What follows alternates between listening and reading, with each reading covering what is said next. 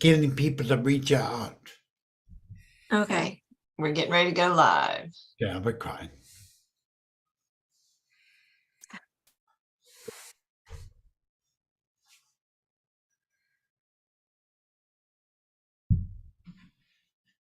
Going live in 3,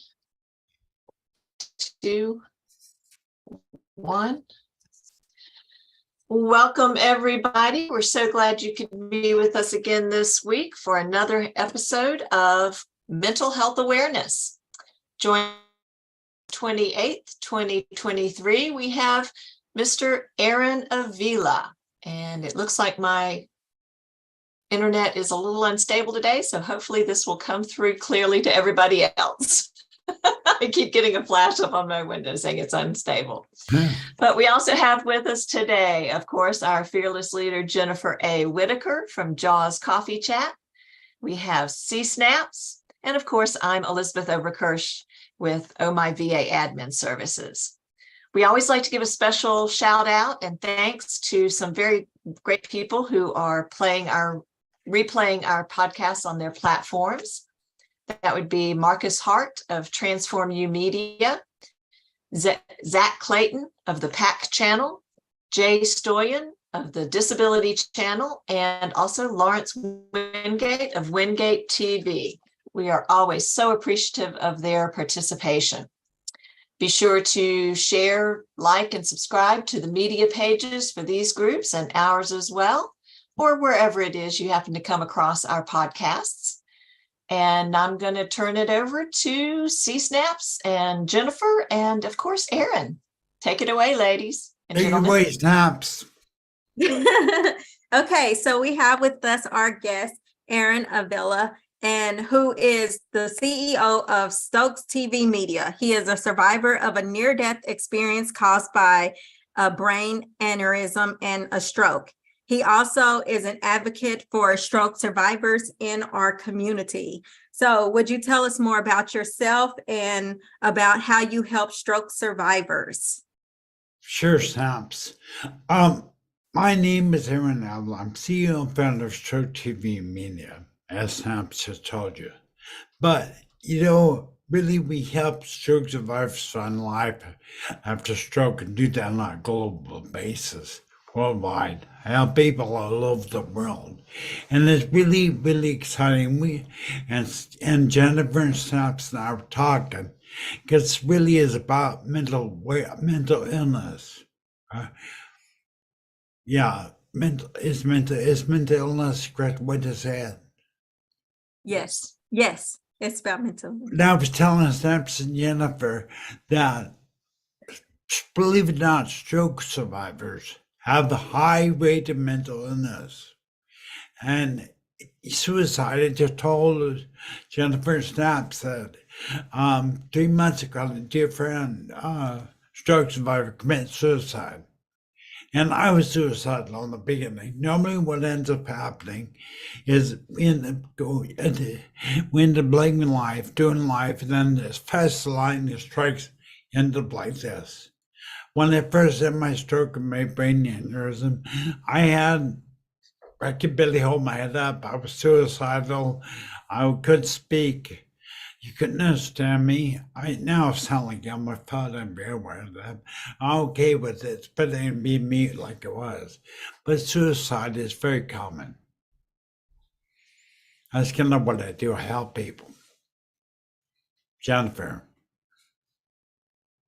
That's a lot more common than you would believe because I have a friend who's a senior, and I don't know if his was stroke or heart attack, but he had some kind of heart issue arise, and he had no history of mental illness. He never saw a psychiatrist, never had a reason to. But as you said, he entered a dark place that I would like to say is depression, but it did involve the thoughts of, why should I live? I'm just ready to die. And his was because he was spending 8 weeks or more in a hospital on the breathing machine and everything. He couldn't do his everyday activities. And it was, like you said, the mental health experience, even though the root was something related to the heart. If not stroke and heart attack, because they kind of go hand in hand with what you're saying. Yeah, that's really a great point, Jennifer, because suicide, anybody that have gone through suicide like me, I'm sure I don't know you, but it's beyond dark. It's an energy that is, it's consuming. It's like so dark. I can't even describe it. To take you to a place where you're about to kill yourself. And what stopped me, Jennifer, was thinking about my wife having to clean my brain matter on the bathroom floor. I had all planned out. I'm not going to play all planned out, but it's very detailed. But, reach out if there's anything I can encourage you. And Jennifer, can you tell us where to call if we have mental problems? But I'm telling you, reaching out, I told Snap earlier that reaching out is one of the hardest things to get people to do, to reach out for help. Yeah, that's so Definitely true. one place to reach for help is if you have health insurance, whether you're disabled or senior, and you have Medicare or you have Medicaid or both, or maybe you're a working professional with health insurance through your employer. Call the mental health line on your health insurance and tell them that you need to see somebody because you're struggling with suicide. And if it needs hospitalization, your insurance will call hospitals near the address and they'll find one to accept you that also takes your insurance. And then after you get balanced in the hospital, you can call your health insurance to ask them where are some psychiatrists and therapists that you can see that are near your home address. And then network for them to cover. I knew there was also a number to call, like for one USB information. If anybody out there has mental health issues, they can dial 988 and it will automatically connect you with a mental health coach, a mental health professional. I just looked at it, Jennifer. I didn't know what to do. I just Googled it. I remember that. No, that's There's also findahelpline.com and the suicide prevention 800 number is 800-273-8255. So that's findahelpline.com. Thank you, And Liz. 800-273-8255. And if you're a stroke survivor with a memory deficit like me, 988 is much easier to remember. So, Jennifer, are you brain injured? What's your story, honey? I don't know. So I originally became mentally ill when I was age 2 years old and I had already been raped twice. And my story went on being a victim of rape, molestation, and so forth until I was 14. And my dad left after so many years of us being one household. And my dad was the breadwinner. He was the only one that worked. My mom didn't even work. And so we lost our home, we lost our vehicles, we lost it all. And that's what led up to my post-traumatic stress disorder. There was multiple traumas that just kept building until the one just eventually was the bomb to blow up. And later I got additional ones when I had my epileptic seizure on the stairs where I landed on my head on concrete. When I busted my head, it did actual brain damage. There was both neurological and mental health, because that's why I now have paranoia, anxiety, and certain other conditions that have to do with the physical brain damage from my traumatic head injury. Wow. Okay, first of all, and the puppy ears like the best place because your show, but definitely, I would love to have you on my show and come be a guest of my survivor experience. I want to do a special and help we'll raise, we'll talk up. I'll send you my calendar on your my show. Her story.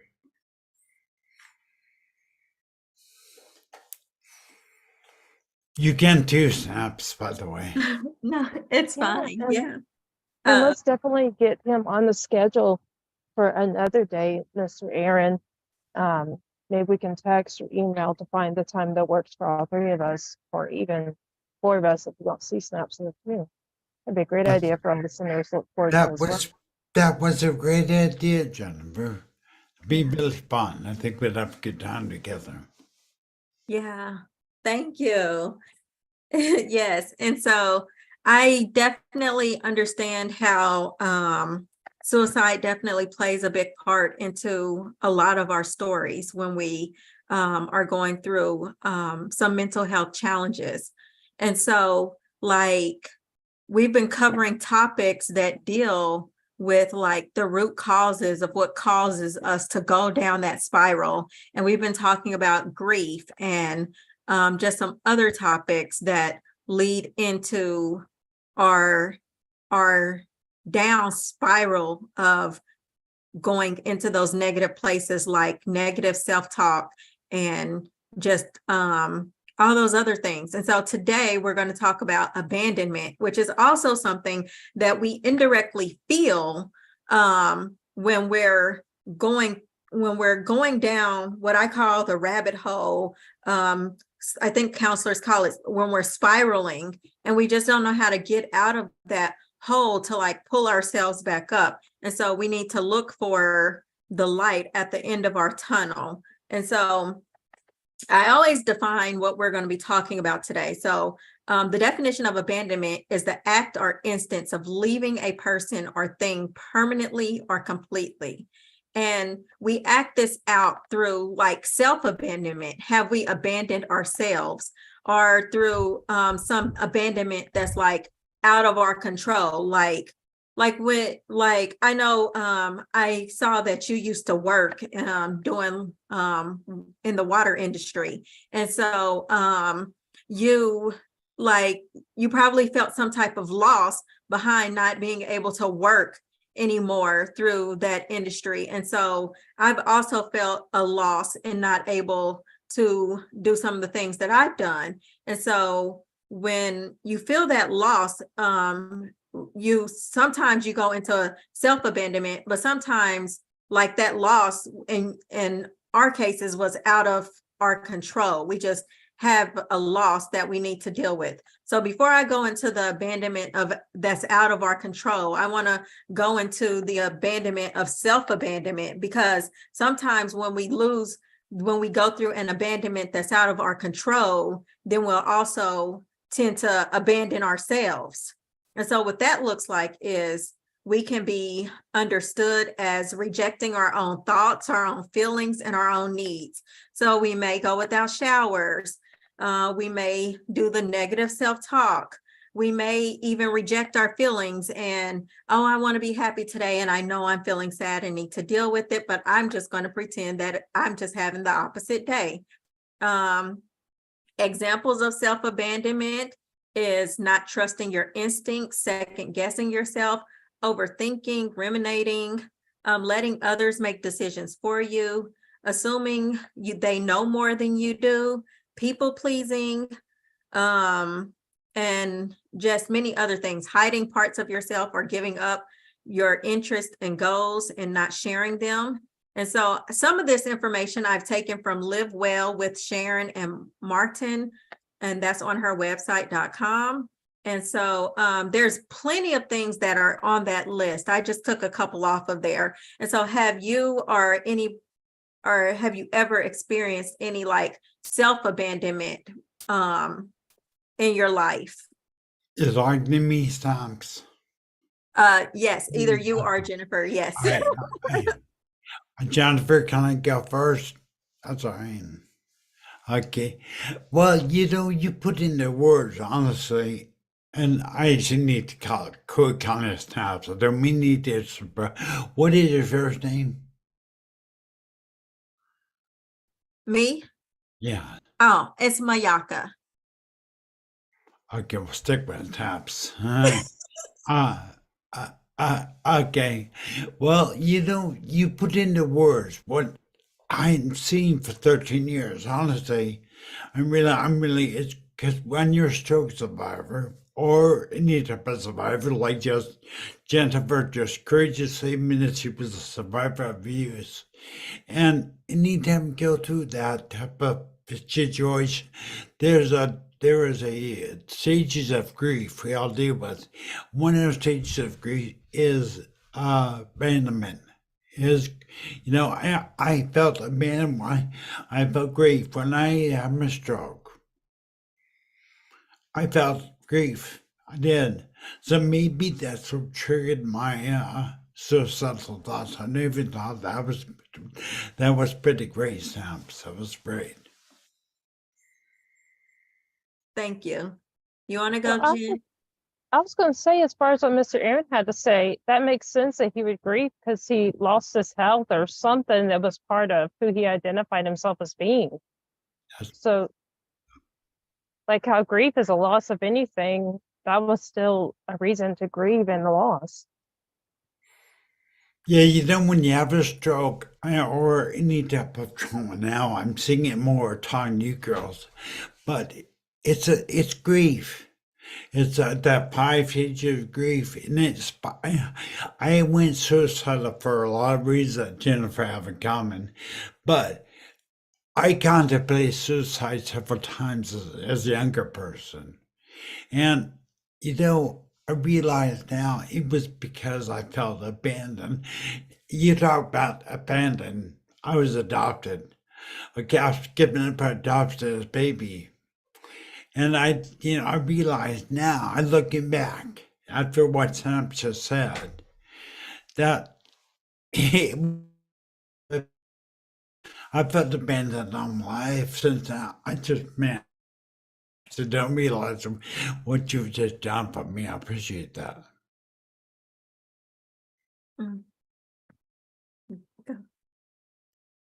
And I definitely have to say, I do struggle with the self-abandonment when I get depressed or when I get stressed and I'm like, okay, I'm giving up taking a shower, or sometimes even getting out of bed, or I'm just going to stay home and not even put clothes on, like, I'm in my pajamas or whatever. Like, that's usually the early sign with me of anxiety, stress, or depression. But a lot of people don't think of it as self-abandonment. They think of it as neglect of your hygiene. Right. Well, I think especially with you, especially what Jennifer and I gone through. So I'm sorry, I didn't interrupt you. But yeah, when you go through that type of thing, there's a thing called self-love that we as abused people do not know. And we become our worst enemy, the worst enemy we've got. A lot of times between our ears, it's what we think. It's what we think about ourselves. And I will introduce you to a lady that will come in the show. She's in South Africa. She'll come in your show, and she is a self-love expert. And she loves to teach about self-love. It's so important in this world to love yourself. And when you go through trauma of any type, you begin to question your value as a person. And you forget that you're actually worthy and worthy of loving yourself. No matter what you've done, no matter what you've been through, you have to love yourself. The ways I talk a lot, sorry, but the way people put it, how can you give somebody love when you don't have full yourselves? You can't pour from a glass half full. You've got to fill yourself up to overflowing. Love yourself. And I'll bring you on, and I'll get together with you, Jennifer, and we'll jump fence house. We'll try to figure out when to bring my lady on from South Africa, and she'll teach us about self-love. Real important. And you definitely hit a key point, which is when we go through some of these traumas, like what I think you're hitting about you and I with seizures and our struggles, that we often lose self-love. that it is so important because personally, I struggle with no matter how much I achieve in my career success, that I'm never good enough. And I even struggle believing, in spite of how many people value me in so many ways, whether it's the best friend who I help, it's the neighbor whose dog I save, or something related to work, that I'm never good enough for even my own family to value me. And that's my perception. Like you're saying, it's between the ears. It's not the reality that has to do with, then again, the importance of recognizing our value and our self-love. Yeah, that great point, Jennifer. I think value. All of us, we want success and we want to feel heard. We want to feel like we're making a difference. And what Jennifer and I gone through, not seizures, but the molestation stuff, if you'd put armor on, change your armor every time, makes you feel like you're not valuable anymore. I'm just saying it. Some of that mentor used to teach you, his name was Roland Olga. He lived through 6 strokes. And he always said, "You're enough, Aaron." And my movement didn't start really taking off till I realized I am enough. I can do this. I don't need all the help because I didn't feel like it's enough, Jennifer. I felt like I was valued. And again, it's up here. And probably the biggest, one of my favorite inspirational quotes is, "The biggest wall you got to climb is the one you build in your own mind."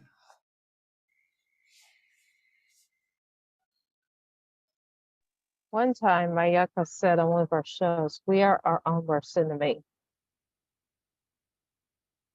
True. And think about our personal change of thoughts when we went through those different experiences of harm, that we were the ones that said we no longer had value. It was because of that somebody that did us wrong, but still that was in our own mind that said, I'm no longer worthy. Right, that's so true. A lot of times we think about we bring in these negative thoughts, and a lot of times what I like to teach people is that you have to speak things into existence, and you have to use the power of your mind to bring about the positive and things like that. I think we talked about last week. Was it last week that we talked about bitterness or something? But one of the books that I brought up was The Power of Your Subconscious Mind, where you have to think. The subconscious is always flowing. We don't tell our blood to flow through our veins. Our blood just flows through our body, and we don't tell our body how to move or how to act. It just does it a lot of times. And so it's like when the things that we don't see are moving around us, then that's what part of our brain that we really need to use, so that the unconscious part can feed back into our soul and nourish us and bring about the positive. And I was taught that when you're struggling, like, I really believe it was my speech that healed me, because when I say I had amnesia, and so it was like I was being forced to say, I am healed. My sister would force me to say, I am healed. And I was like, I was in one of those states to where, I don't know you, leave me alone, get away from me. And she's like, you better say I am healed. And so it was the power of just me speaking the healing into existence that I was able to come around and recover as well as I have recovered, which I give all that glory to God. Yeah, me too. I do the same thing, Jennifer, I'm sorry, let me jump right in. But you guys got me talking about something I'm very passionate about. When words when we speak, let me repeat that, slow down. When we speak into existence, Dwayne Dyer, a guy I find very spiritual, very amazing man. He said, change the way you look at things, and things will change. I mean, with your words and the way you think, you could change your environment around you. And so snaps, you bring them right up. It's so true with Jennifer. How many times have we told ourselves we're not good enough? We're telling ourselves, beat ourselves up. When in all reality, if we reverse the way we think, if we just wake up in the morning and say, you know what, I'm good enough. It begin positive affirmations, right, Snaps? Positive affirmations. You got to tell yourself, I'm good enough, I'm beautiful, I'm loved, I'm whatever it is. But I do it. I have to do it all the time. And that's why I was going to say, instead of speaking myself into improvement and healing, personally, I have to write it into being. Because it's prayer, but it's also what you're saying, Mr. Aaron, the affirmations of, Lord, show me that I am beautiful in your eyes. Show me that I am here for a purpose, and what that purpose is for today that you want me to accomplish. So yes, it mixes in religion in my personal experience, but with C-SNAPs, it's saying and speaking, I am healed, versus with mine, it's writing it, and it happens. But it's, like you said, Mr. Aaron, it's also affirmation, but I'm looking up to get my affirmation.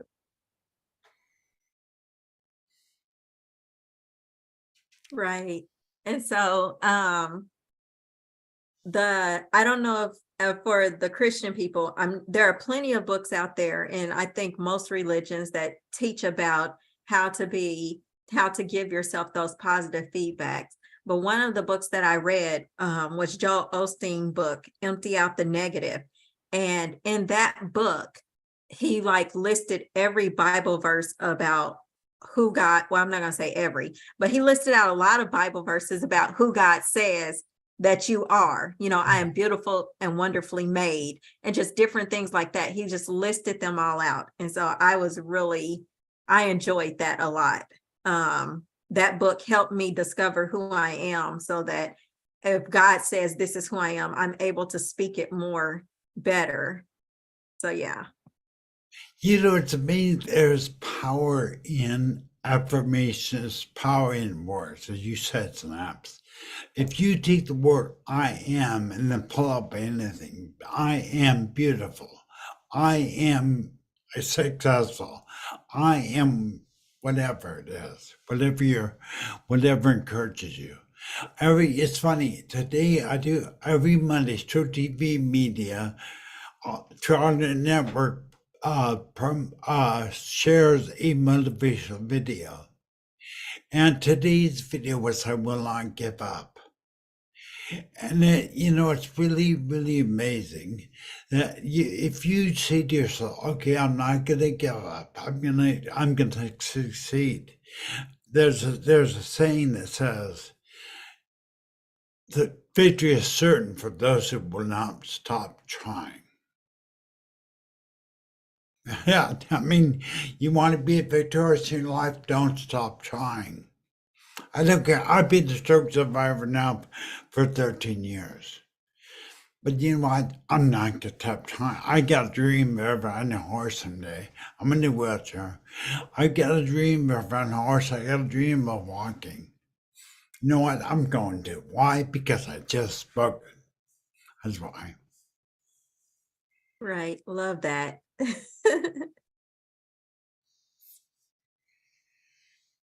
Okay. So going back into abandonment. So we covered self-abandonment. Now let's talk about some causes of abandonment that are out of our control. Abuse, abandonment, neglect, death of a loved one, emotional distance from a partner. And so these signs of abandonment, how to know if you feel abandoned, you have intense feelings of anxiety, you aim to please, you can be reluctant to commit, have a quickness to move, or just so you don't get too attached. Feelings of insecure or unworthy to be loved, hypersensitive to criticism. And some of these I took off of the verywellmind.com, that website. So those are just some examples of, feelings of and signs of abandonment, like what causes it, and some of the signs that you can go through to experience it. No, sorry. I was going to say, you just brought something to mind, which is that grief can be experienced as anxiety. I don't know if you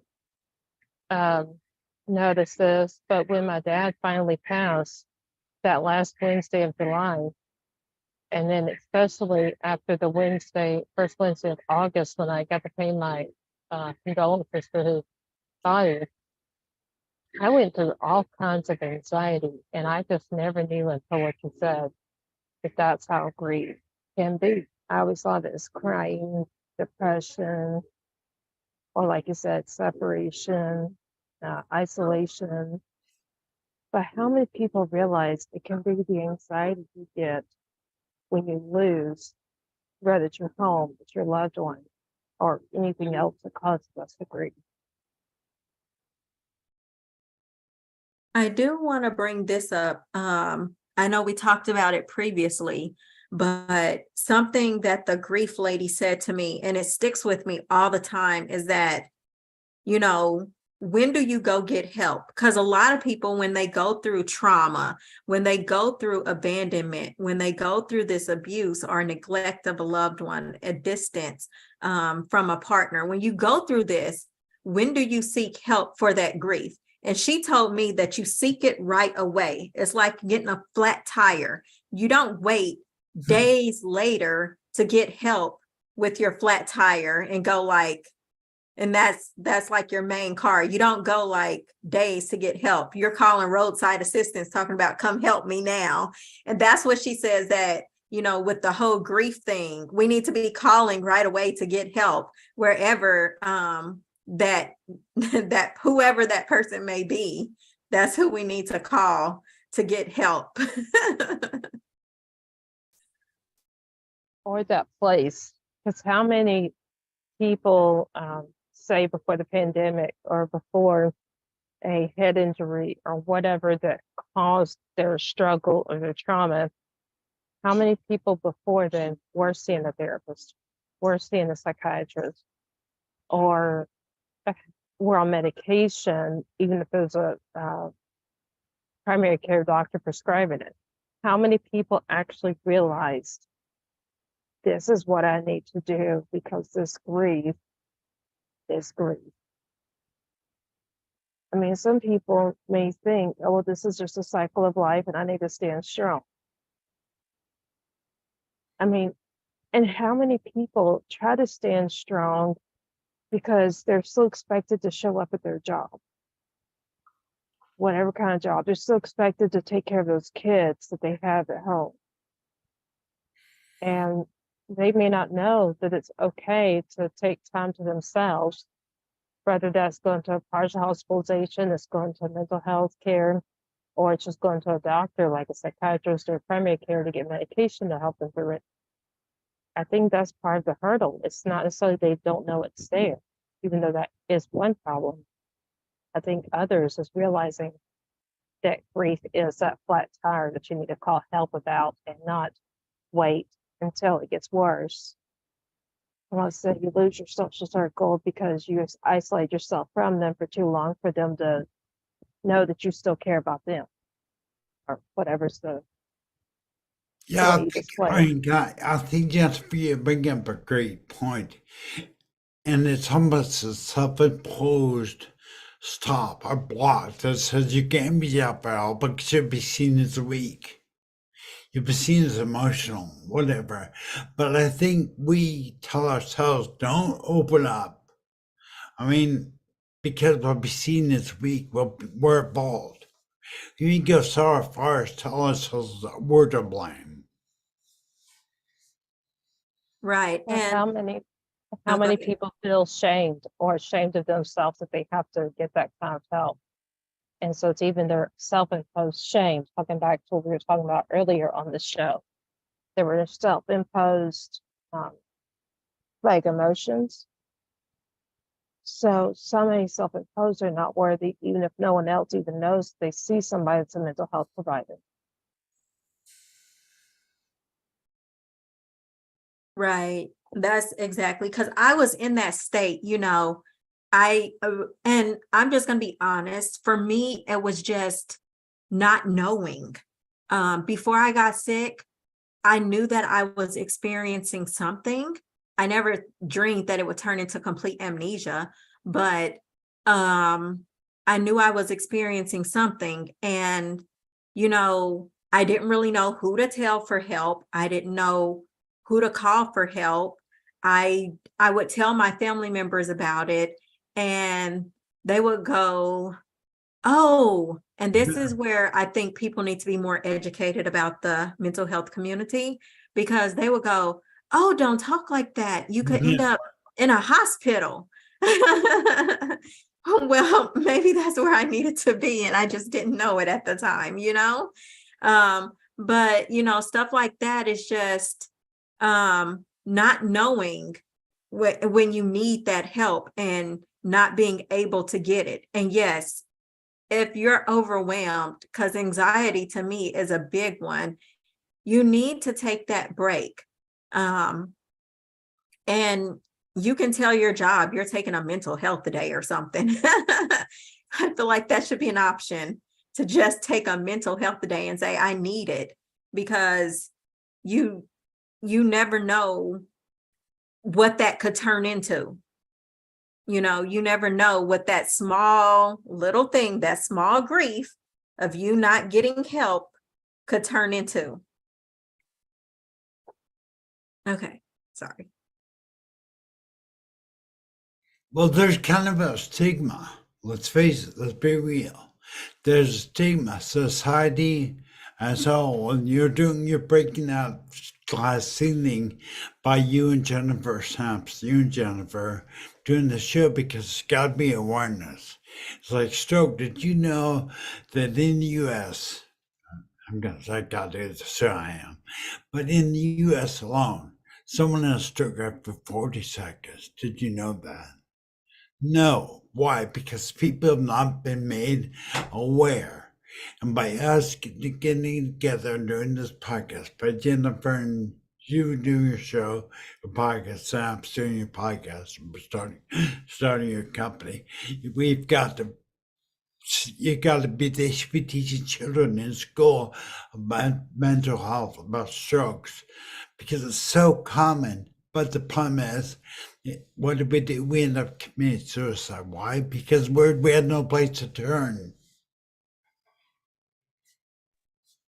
Well, and actually, when you talk about how bad the suicide rate is, it's actually a lot worse, because it's only reported if, say, they're in a mental health facility, or they're at a doctor's office, like a psychiatrist or therapist, or somebody else that knows to report it, versus how listeners have heard me say before. When I was 18, my cousin, who I knew as a brother because we all grew up from birth in the same house, there's three of us, him, myself, and my older sister. He was in the same house, and he put his gun in his mouth and shot himself in the head. I mean, he never even reported having depression or anything else. So he just went from being like a brother to being, on the ground and lost. And so there's deaths like that don't get reported because doctors didn't know, hospitals didn't know. Like, there's nobody that reports it that knew. Well, I think, Jennifer, I think it comes down to we have no place to turn. We feel like that. And partly it's not just a feeling. I think part of it is true. It's not what you've done by creating this company and Jennifer doing this podcast about mental awareness, about mental health. you're raising that awareness, because think about the generation to come. They go, I remember Jennifer, I remember Snap's time about that. I'm not going to get a gun. I'm going to go call 988 or whatever, get hold of somebody to talk. But I think it's sad that our family members don't, I could never have gone with my family, but I tried to go to my family members and I was told, listen, don't talk like that. Shut it right down. And that, again, is lack of education on their part. They didn't know. Right. That is so true. I think we all need to be educated in what people experience. And, I will say that the mental health industry has also come a long ways, because some of the stuff that I heard about the mental health industry, I could understand why people were reluctant to want to even speak up about what they've been going through, because the mental health industry back then is nothing compared to what it is today. So it's had a major change for the industry itself. Yeah. Now, overcoming abandonment. So these are our ways to overcome abandonment.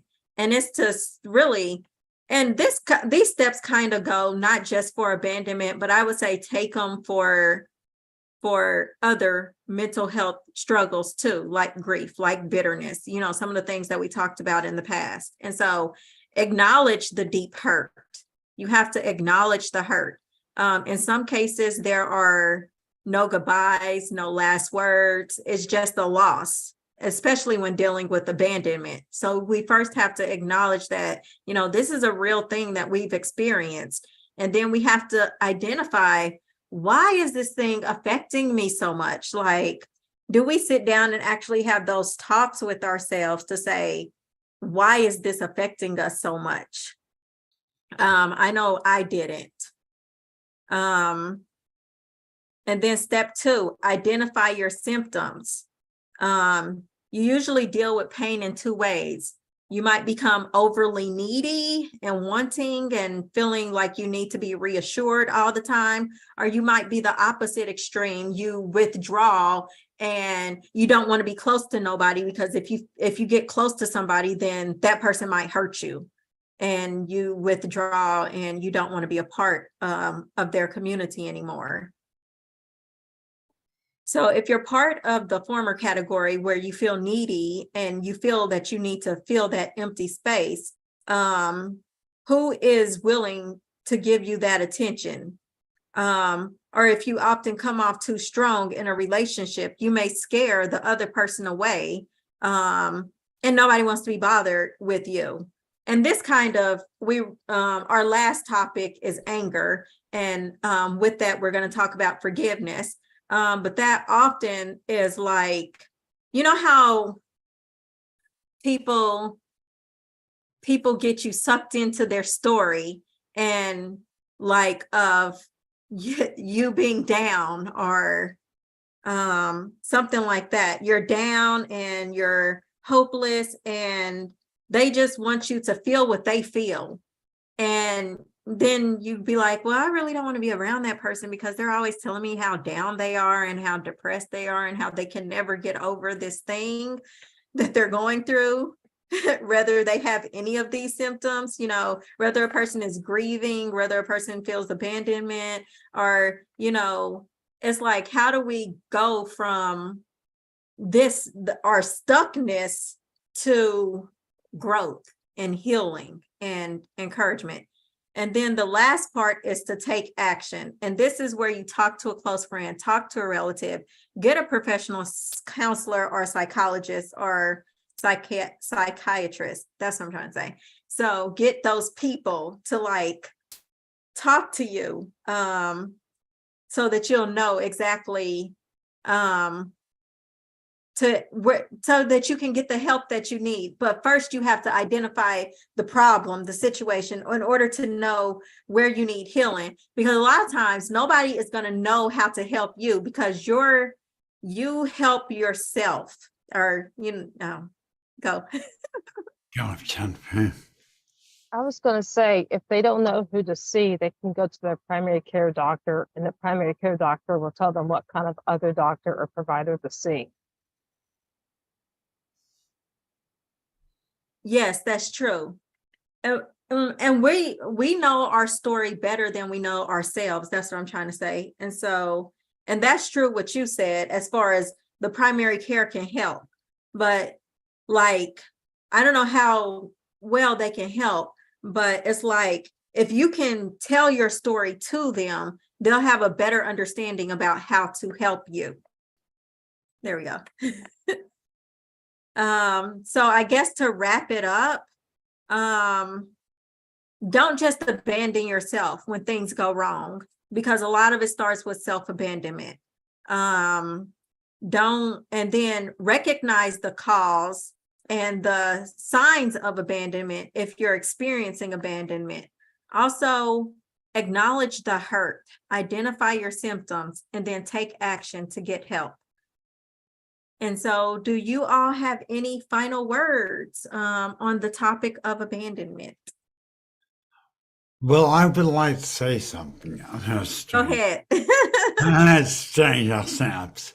But reach out and definitely take Snap's advice. And that's talk to yourself. Don't come, the old saying, where your focus goes, your energy flows. Don't be a worst critic. Don't be so hard on yourself. I realize that when, hearing Snaps talk and I look back to now, I'm seeing something on life. I'm older than that. I'm turning 60 September 1st. But I realize now, looking back at what you just said, Sam, about abandonment, I can look back at my abuse. I look back at my self-abuse, my negative self-talk, and nothing, all based on my abandonment, because I felt abandoned as an adopted kid. Jennifer. Yeah, I understand that. And happy birthday. Yes, it's coming up. And I read your bio, and I don't know why I didn't mention that at the beginning of the Don't you've been but yes, happy birthday. it's more like old and dirt birthday, and sometimes I'd never see you being young kids. I never thought I'd see my day when I'm just 60 years old, but my God, I'm my dad's age. Time goes by quick. How many times have I heard that? So many times I can't remember. And I always thought they were silly. But now the older person, it goes by quick, Jennifer. Snaps. It goes by quick. Elizabeth, it goes by quick, as we all know. It does. And our time has gone by quick today. There's been some good conversation going on. Yeah. Jennifer, do you have any announcements that need to be added this week? You always have something going on.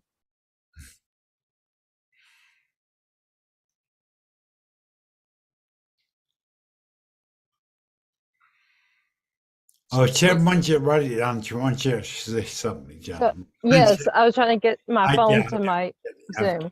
I get Can it. we first start with telling the audience who Mr. Aaron is, as far as how to reach him, his name, his phone number, his email?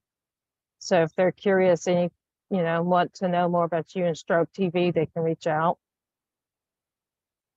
Well, I don't know if I'm supposed to speak of Stances, but if you want to get the easiest way to find out what I do is stop the hashtag in Google or in Facebook, because even better, hashtag Stroke TV, and you'll find there's page after page after page of content. You can see what I do.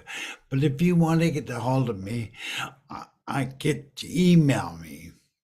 AARONAVILA.stroketv@gmail.com. Did I say that clear enough, Jennifer? Did I say it clear enough? I believe so. Good Let's job. see if I got it correctly.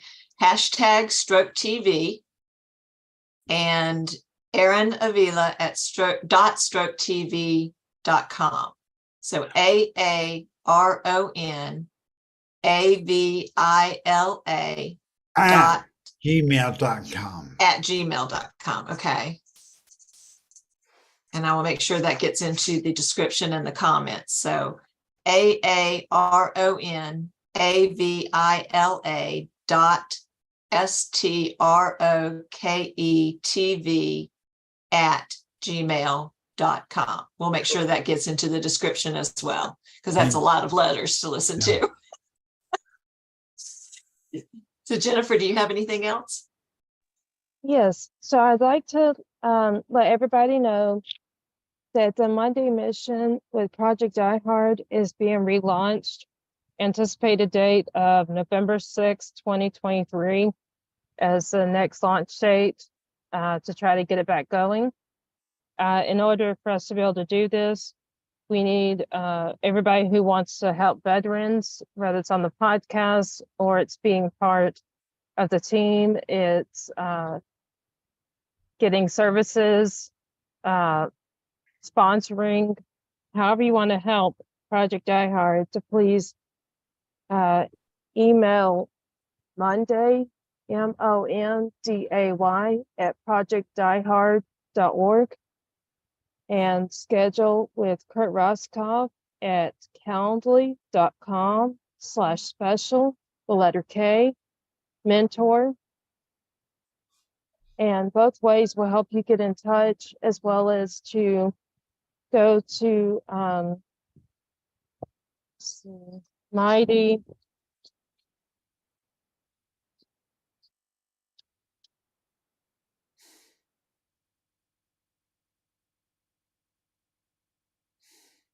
mightycause.com and look up Project Die Hard. And on there, you'll be able to find a way to sign up for sponsorship to pay a monthly $22 to support veterans and provide resources for them that they need, ranging from food to housing to anything else that's a necessity. If you'd like to learn more, please go to www.projectdiehard.org. That's projectdiehard.org. And that's the website where you can find out how to sponsor, read about what Project Die Hard does, and find the link to get scheduled to be on the podcast and so much more. Thank you. Thank you, Jennifer. You know, I know I'm not taught to talk, but girls, thank you. Thank you, Jennifer. Thank you, Tops. Thank you, Elizabeth. Thank you. All right. That is some great information. Be sure to like, share, and subscribe to our several social media pages and groups and YouTube channels where you found out about us. Jennifer's website, jensbooksandmore.com, JENNS booksandmore.com for a listing of all our various podcasts and when we have them. Again, special thanks to Marcus Hart of Transform You Media, Zach Clayton of the PAC Channel, Jay Stoyan of the Disability Channel, and Lawrence Wingate of Wingate TV for airing our programs on their platforms. Next week, we will be taking a break for the holiday, Monday, September 4th. So we will be back here with another wonderful episode on September 11th. So until then, everybody, take care of yourselves. Be sure to don't abandon yourself, as we said, and take care of yourself and have a productive and enjoyable week. Thanks, everybody. Until next time.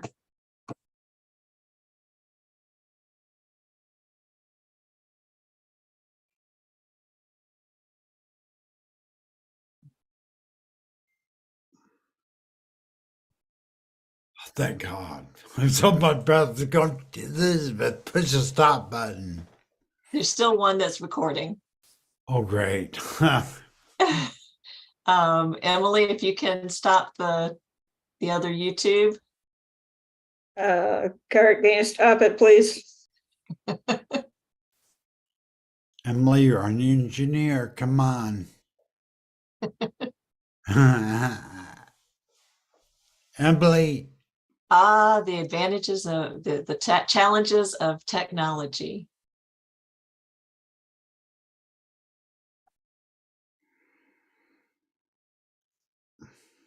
That's why they say it's not just your friend, but it's your foe. that's right. It's one or the other. We're still live, Emily, on YouTube. Yeah. On one of the Yeah, Kurt one of needs, the Take YouTubes. your yeah, time, Kurt needs to be Emily. the one to stop it. Take your time, All Emily. right, well, I guess if we all I guess we I'll all say disappear, let's it'll go, turn let's off. go, let's go. Bye, everybody. Thank you, girls. Thank you. I'm gonna leave. I'll talk to you later. All right, Definitely. We hope Thanks, to see you everybody. again. bye-bye.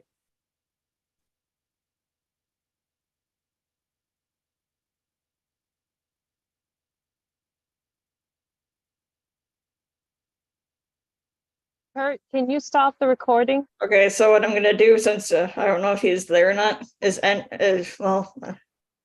can't end it either. You should be coming back on here in a few minutes because Molly's gonna be coming on.